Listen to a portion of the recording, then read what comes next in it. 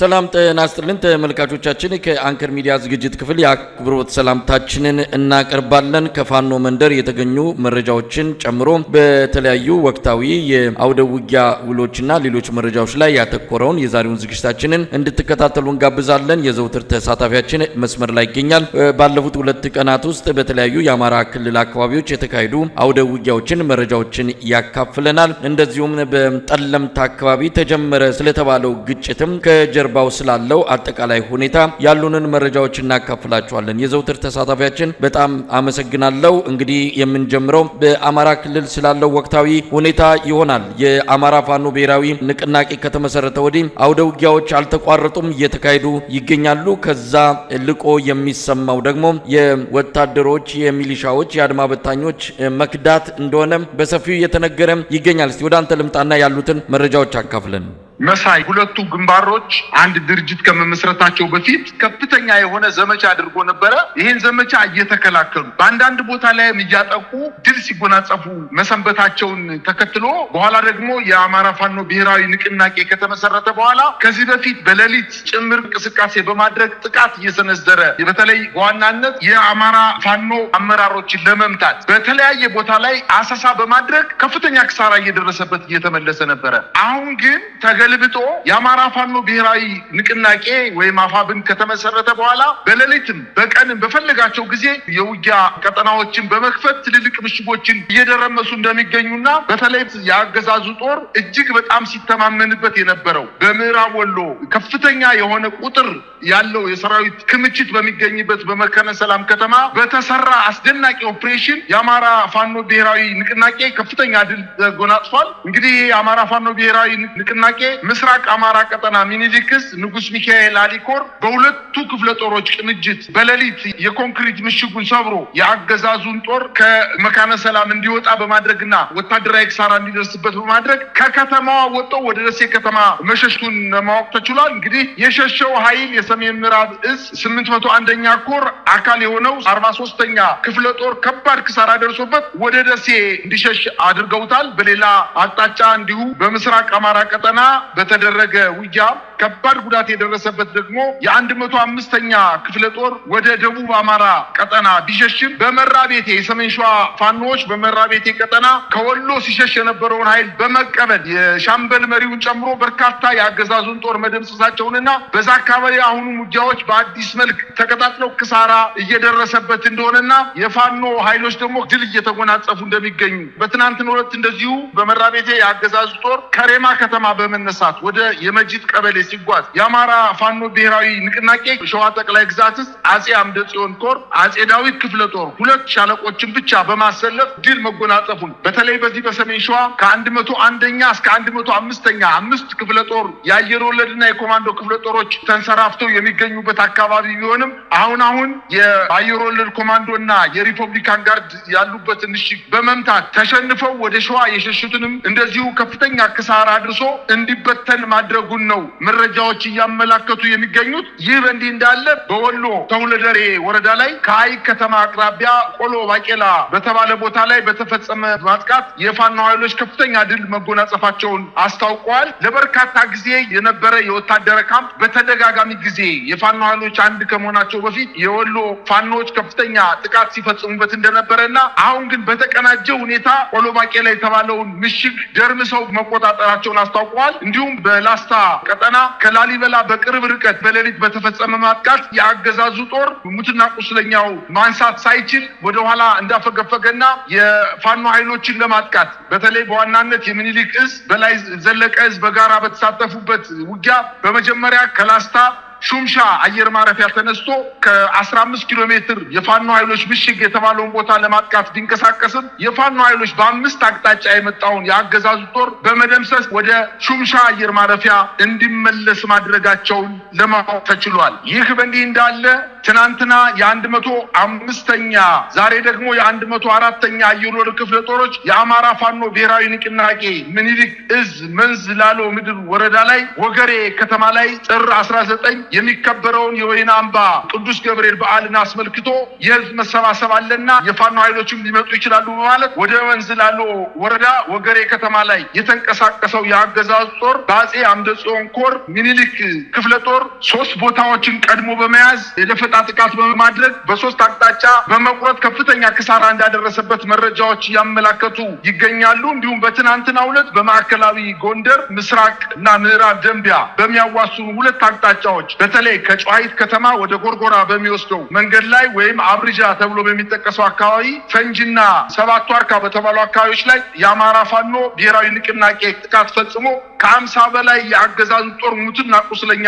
ማድረጉን ተከትሎ የዛን አካባቢ የነበረውን ወታደራዊ ምሽጋቸውን ለቀው ወደ ቆላ ድባ ከተማ መሸሸት መቻላቸውን ለማወቅ ተችሏል። እንግዲህ የፋኖ ኃይሎች በሌሊት ጥቃት እየፈጸሙ ድሎችን እየተጎናጸፉ ሲሆን ከዚህ በፊት በሌሊት ሲንቀሳቀስ የነበረው የአገዛዙ ጦር አሁን ራሱን እየተከላከለ እንደሚገኝ ለማወቅ ተችሏል። በአማራ ፋኖ ብሔራዊ ንቅናቄ ሰሜን ሸዋ ዞን ሳሲት በተባለ ቦታ ላይ በተፈጸመ ማጥቃት ከ19 በላይ የአገዛዙን ጦር መደምሰስ መቻላቸውን የአጼ አምደ ጽዮን ኮር አስታውቋል። የአገዛዙ አየር ወለድ ጦር ከሰላ ድንጋይና ከጣርማበር ወደ ሳሲት ከተማ ለማጥቃት ቢንቀሳቀስም የአገዛዙን ጦር ቀድሞ መረጃው የደረሳቸው የራምቦ ክፍለ ጦር አጃና ሚካኤል መገንጠያ በተባለ ቦታ ላይ በተፈጸመው ማጥቃት ከ19 በላይ የአገዛዙ ጦር መደምሰስ መቻላቸውን አስታውቋል። የመጣው ጦር ወደ መጣበት እንዲመለስ ማድረጋቸውንና ከዚህ በፊት ይዘውት የነበረውን ወታደራዊ ቀጠናቸውን ማስከበር መቻላቸውን አረጋግጠዋል።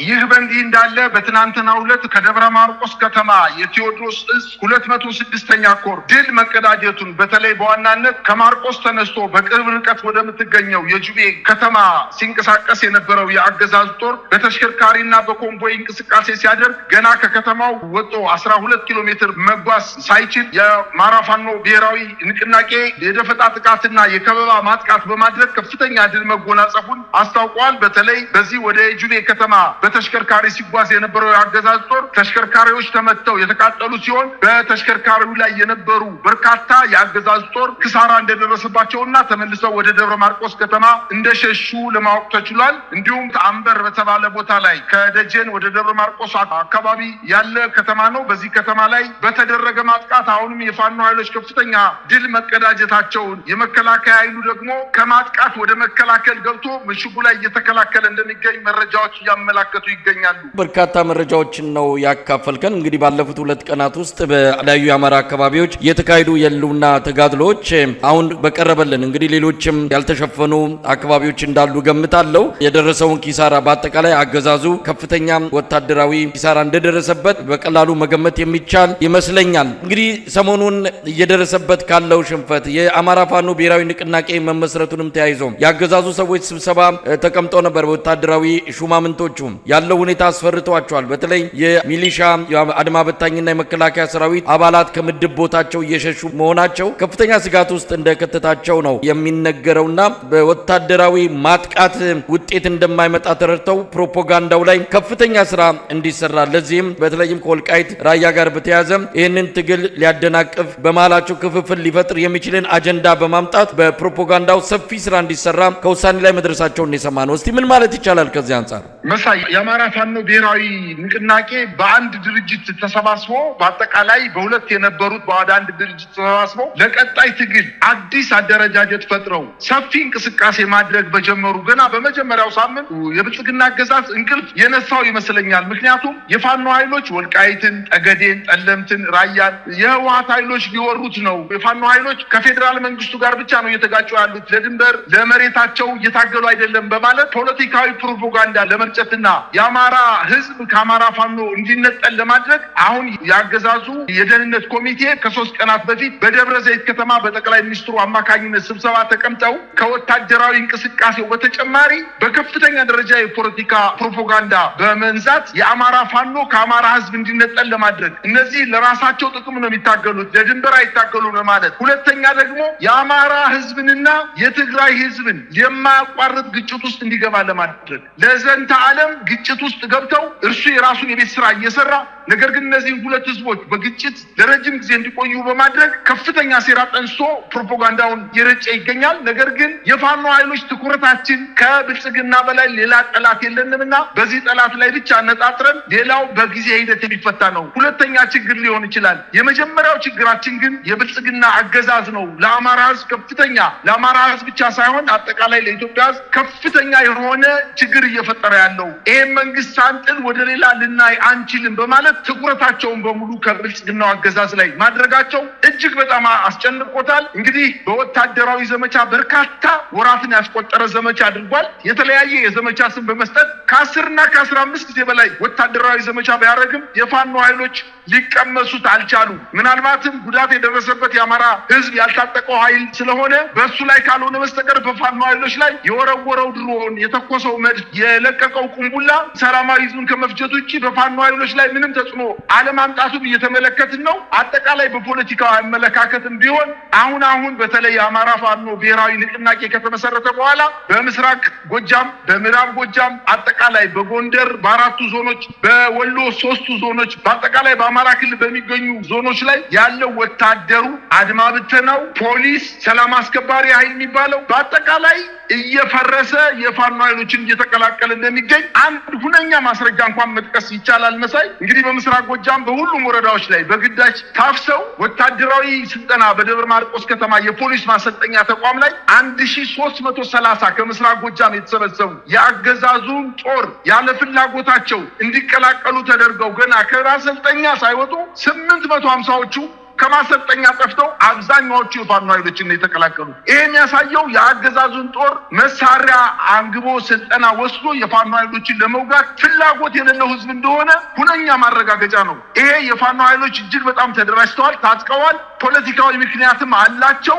ይሄንን ማክሰምና ማጥፋት ስላልቻለ አሁን አቅጣጫ በማስቀየስ የብልጽግና ኃይል የአማራ ድንበርን ለማስከበር እየተዋጋ ነው በማለት የዛሬ ዓመት በአማራ ክልል የሚተዳደረውን የጠለምት ወረዳን አፍርሶ አስተዳደሩ ወረዳ አመራሩን አፍርሶ እነዚህ ወረዳ አመራሮችን ከወረዳው አባሮ በወታደራዊ አመራሮች ወረዳውን ካስተዳደረ 1 ዓመት አልፎታል። የአማራ ክልልን በተሳታተ መንገድ ወደ ጦርነት እንዲገባ ለማድረግ ከትግራይ ህዝብ ጋር ለማጋጨት ከፍተኛ ጥረት እያደረገ እንደሆነ የአማራ ፋኖ በዋናነት የአማራ ህዝብ በዋናነት ጠላቱ ማን እንደሆነ በደንብ አድርጎ ጠንቅቆ ያውቀዋል። አሁን ተጨናንቋል። አገዛዙ ከፍተኛ ጭንቀት ውስጥ ነው ገብቶ ያለ። ድንበርህን እየወሰዱብህ ነውና አቅጣጫህን ወደ እኔ ትተህ ወደ ህወሓት ኃይሎች መሳሪያ አንቃታህን ሳብ ለማለትና አቅጣጫ ለማስቀየስ ከፍተኛ ጥረት እያደረገ እንደሆነ ነው የፋኖ ኃይሎችም የፋኖ አመራሮችም የአማራ ህዝብን እየተረዳ የሚገኘው። መሳይ እንግዲህ የፕሮፓጋንዳው አቅጣጫ አንዱ ማዕከል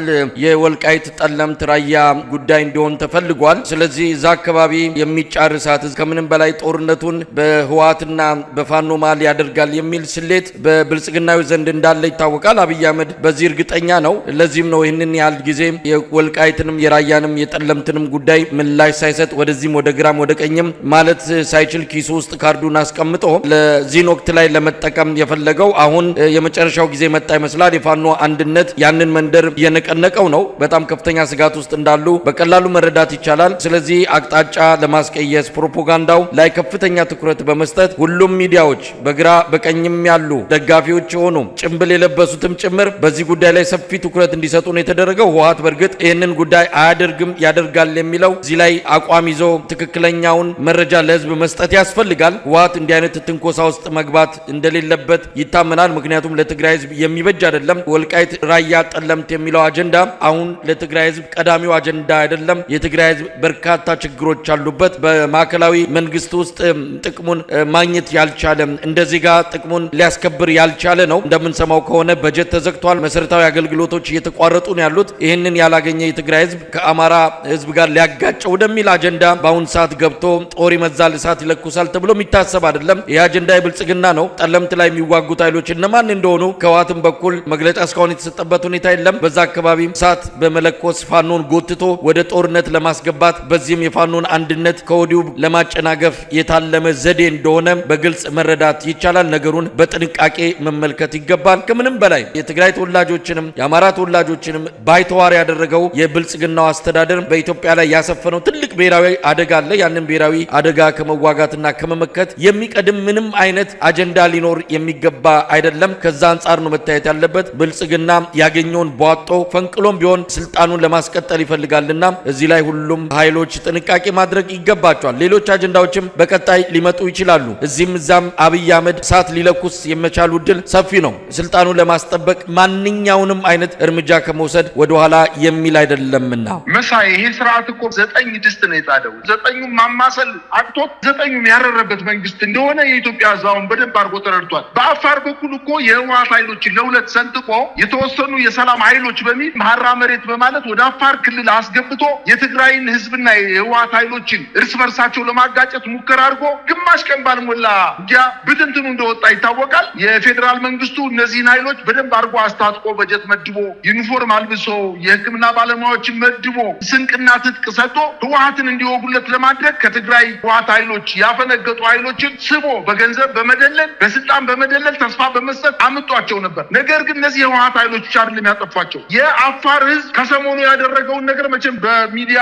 ሳትከታተሉ የቀራቸው አይመስለኝም። የአፋር ህዝብ እኛ መሬታችን የጦርነት አውድማ መሆን የለበትም ውጡልን በማለት ውጊያ ገጥሞ እነዚህም የሰላም ኃይል የሚባሉ ሰላም የሚነሱ የትግራይን ህዝብ ክህደት የፈጸሙ ኃይሎች በተለይ በዋናነት በጌታቸው ረዳ ተልእኮ ተሰጧቸው የትግራይን ህዝብ ሰላም ለመንሳት እንቅስቃሴ እያደረጉ ያሉ ኃይሎችን በመጀመሪያ በራያ አካባቢ ሞከሩ፣ በኋላ በአፋር አካባቢ ሞከሩ፣ አሁንም ወደ ጠለምት አካባቢ መጥተዋል የሚባል ነገር አለና የትግራይ ህዝብ በታሪኩ ከመቼውም ጊዜ በላይ ከፍተኛ ውርደት የደረሰበት በዚህ በብልጽግና ስርዓት ስለሆነ ምናልባት ህወሓት እንኳን ትንኮሳ ቢያደርግ የትግራይ ህዝብ አሁን ጥያቄው ጠለምት አይደለም፣ ጸገዴ አይደለም፣ ወልቃይት አይደለም፣ ራያ አይደለም። መጀመሪያ በሰላም ለመኖር በትግራይ ባንክ ለማውጣት ገንዘብ የለም እየተባለ ነዳጅ ተከልክለው አሁንም በዙሪያቸው የመከላከያ ኃይሉ አጥሮ በመያዝ ምርቶች ወደ ትግራይ እንዳይገቡ ለማድረግ ከፍተኛ ጫና እያደረሰበት ያለና የትግራይን ህዝብ አሜን ብሎ ተንበርካኪ ሆኖ ባሪያ ሆኖ እንዲገዛ ለማድረግ ብልጽግና እቅድ አቅዶ እየሰራ እንደሆነ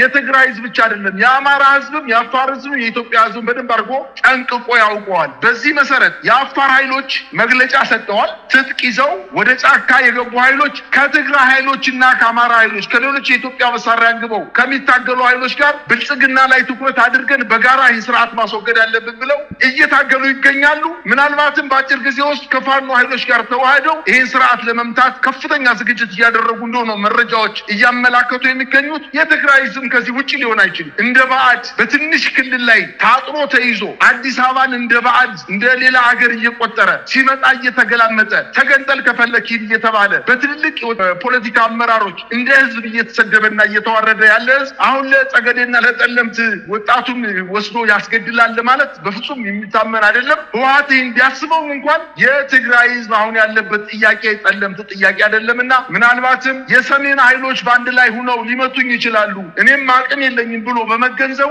እያደረገ ያለው ነገር እነዚህን ሁለት መሰረታዊ ለኢትዮጵያ አንድነት ለኢትዮጵያ ክብር ከፍተኛ ዋጋ የከፈሉ ሁለቱ ህዝቦች በጋራ ሆነው ማጥቃት እንዳያደርጉ በሁለቱ መካከል ግጭት በመፍጠር ለረጅም ጊዜ በጦርነት እንዲቆዩና እንዲደቆሱ ለማድረግ ካልሆነ በስተቀር ሌላ በፍጹም ምክንያት የለውም። ግን ይሄ ዓላማ እንደማይሳካለት ነው አብዛኛው የአማራ የትግራይ ህዝብ እየተገነዘበ የሚገኘው። መሳይ እንግዲህ የአብይ አህመድ አገዛዝ የተለያዩ ነገሮችን እያደረገ ነው። መቼም ወሬ በዝቷል። በሚዲያዎቹ ላይ ነጋ ጠባ እየወጣ ፉከራ ሽለላው አይጣል ነው። ብዙ ነገሮችን እያደረገ ነው። የአየር ኃይል የ90 ዓመት ክብረ በዓል በሚል ባዘጋጀው መድረክ ምናልባት ለቀናት የወሰደ ክብረ በዓል ነው። ትርኢት ነው የሚባለው። ትርኢቱ ግን በአብዛኛው የሚያሳዩት ወይም ደግሞ ትርኢቱ ላይ በኢትዮጵያ ሰማይ ላይ የሚበሩት የኤሚሬትስ አውሮፕላኖች የሌሎች የባዕድ ሀገር አውሮፕላኖች ሆኖ አብይ ምን ቤት ነኝ ብሎ እንደሚፎክርና እንደሚሸልል የሚታወቅ ነገር የለም። የተወሰኑ በውሰት ያገኛቸው የጦር አውሮፕላኖች በተለይ ከተባበሩት አረብ ኤሚሬትስ ሚራዥ የተሰኘውን የፈረንሳይን ጨምሮ የተወሰኑ የውሰት አውሮፕላኖችን አግኝተዋል። የተባበሩት አረብ ኤሚሬትስን ተደግፎ የኢትዮጵያን ብሔራዊ ጥቅም አስከብራለሁ የሚል ሰው ነው እንግዲህ ቤተ መንግስት የተቀመጠው። ለማንኛውም በዚህ አንጻር እየተደረገ ያለው ነገርም አስገራሚ ነው። የአሜሪካው ምክትል የውጭ ጉዳይ ሚኒስቴር ጉብኝት ላይ ነው ያሉት። የመጡት ለተለያዩ ጉዳዮች ነው። የአገዛዙ ሚዲያዎች ግን ለዚህ በዓል ብለው ከዋሽንግተን ዲሲ ድረስ ተሳፍረው የመጡ አድርገው የተሳሳተ መረጃ እያቀረቡ ይገኛሉ። የኢትዮጵያን ሕዝብ በሐሰተኛ ወሬ ማጥገብ ስራችን ብለው የተያዙት የአብይ አህመድ ሚዲያዎች ኢትዮጵያ ውስጥ የሚሆነውን ነገር ሊገልጹ አልፈለጉም። ጋምቤላ ያለውን፣ ሶማሌ ክልል ያለውን፣ በአፋር ያለውን በትግራይ ያለውን ቤንሻንጉል እንዲሁም በአማራ ክልል ያለውን ሊነግሩ አልፈልጉም። ለነሱ ኢትዮጵያ ማለት አዲስ አበባ ብቻ ናት። ለማንኛውም በማጠቃለያ ምን ማለት ይቻላል? አብይ አህመድ እየተወራጨ ነው። ሌሎች ነገሮችንም ያደርጋል። ከምርጫው ጋርም ተያይዞ ህዝቡን ትኩረቱን ሊያስቀይሱ ይችላሉ ያላቸውን በርካታ አጀንዳዎችን ይዞ መምጣቱ የሚጠበቅ ነው። መሳይ ስርዓት አሁን የደረሰበት ደረጃ ልክ እንዳበደ ውሻ ያገኘውን የሚነክሰውን እንኳን የማያውቅ ስርዓት ነው አለኝ። እውነት ለመናገር ኢትዮጵያ በታሪኳ እጅግ በጣም ዝነኛ የሆነ የአየር ኃይል አብራሪዎች የነበሯት ለሀገራቸው ለድንበራቸው ከፍተኛ የሆነ መስዋዕትነት የከፈሉባት ሀገር እንደሆነች ይታወቃል። ከየትኛውም አየር ኃይል ከተቋቋመበት ጊዜ አንስቶ በንጉሱ ጊዜ ጀምሮ እስከ ዛሬዋ ድረስ ባለው የአየር ኃይል ታሪክ ውስጥ ከፍተኛ ውርደት ሀገርን ወደ ውርደት የከተተ ተቋም እንደሆነ እኮ ምንም የኢትዮጵያ ሕዝብ ጠንቅቆ ያውቀዋል። ሲፈልግ ከተለያዩ የሩቅ ምስራቅ ሀገሮች ድሮን ተከራይቶ ድሮን ያሳያል፣ የሱን ፎቶግራፍ ያሳያሉ። ይሄ የሀገርን ድንበር ለማስከበር አይደለም፣ የግለሰብን ዝና ከፍ ለማድረግ ካልሆነ በስተቀር የአየር ኃይል ትርኢት በሚያሳይበት በዛን ቀን እኮ የሰሜን ሱዳን ኃይሎች በቤንሻንጉልና በሁመራ አካባቢ ድሮን መጥተዋል። እንደገና በአየር ኃይል ክልሉን ጥሶ በመግባት የሄሜቲ ጦር እየሰለጠነ ያለበትን አካባቢ በሚግ ደብድበዋል። ወፍ እኛ ሳንፈቅድ ድንበራችን ጥሶ አያልፍም እያለ እቺ የበሬ ግንባር የምታክል ሀገር ጅቡቲ ድንበራችን ዘልቃ አቋርጣ የአፋር ሰላማዊ ነዋሪዎችን በድሮን ስትደበድብ በሚዲያ እንኳን ለመናገር ዜጎቻችን ሞቱ ለማለት እንኳን ፍቃደኛ ያልሆነ ስርዓት በየትኛው ሞራሉ ነው ትርኢት የሚያሳየው? ቀድሞ ነገር የኢትዮጵያ አየር ኃይል የሚታጠቀው ሚራጅ የሚታጠቀው የራሻ ሱ-23 ይበለው ሱ-30 ይበላቸው ትልልቅ የውጊያ አውሮፕላኖች አይደለም። የኢትዮጵያ ዳር ድንበር የሚያስጠብቀው የኢትዮጵያ ጀግንነት አልደፈርም ዳር ድንበሬን አላስደፍርም በማለት የሚወድቀው የሚነሳው በኢትዮጵያ ፍቅር የተቃጠለ የኢትዮጵያ ሕዝብ እንጂ በጦር መሳሪያ ብዛት አይደለም። የኢትዮጵያን ሕዝብ ለማስፈራራት ብሎም ደግሞ በምስራቅ አፍሪካ ያሉ ልክ እንደ ተናካሽ ውሻ ሁሉንም የጎረቤት አሁን እየፈራ መጥቷል። ምክንያቱም አቅሙ እየደከመበት ነው። ወታደራዊ ጀነራሎች በ15 ቀን ጊዜ ይሰጠን፣ 10 ቀን ጊዜ ይሰጠን፣ 1 ወር ጊዜ ይሰጠን ብለው በአማራ ክልል፣ በኦሮሚያ ክልል፣ በትግራይ ክልል ዘመቻ አድርገው በየትኛውም ክልል የተሳካ የውጊያ አፈጻጸም ሳያሳዩ የራሳቸውን ጥቅም ዘረፋ ላይ ተሰማርተው፣ እርሻ ላይ ተሰማርተው፣ በሌሎች በወርቅ ንግዶች ላይ ተሰማርተው ቤተሰቦቻቸውን ከማበልጸግ በዘለለ ለኢትዮጵያ ፋይዳ ምንም አይነት አስተዋጽኦ ያላደረጉ ብቻ ሳይሆን የኢትዮጵያን ሕዝብ መቀመቅ የከተቱ ያዋረዱ ጀነራሎች ያሉባት ሀገር አሁን ዛሬ ተነስተው የአየር ኃይል ትርኢት በአየር ኃይል ያሸነፈ ሀገር የለም። በጀግንነትና በወኔ ነው ወይንም በሀገር ፍቅር ስሜት ነው ሀገርን ዳር ድንበር አለማስደፈር የሚቻለው። ሰራዊቱ በመፍረስ ጫፍ ላይ ነው እየደረሰ የሚገኘው። አየር ኃይል ኢትዮጵያ ውስጥ የደከመና የፈረሰ ተቋም እንደሆነ የኢትዮጵያ ሕዝብ የሚረዳው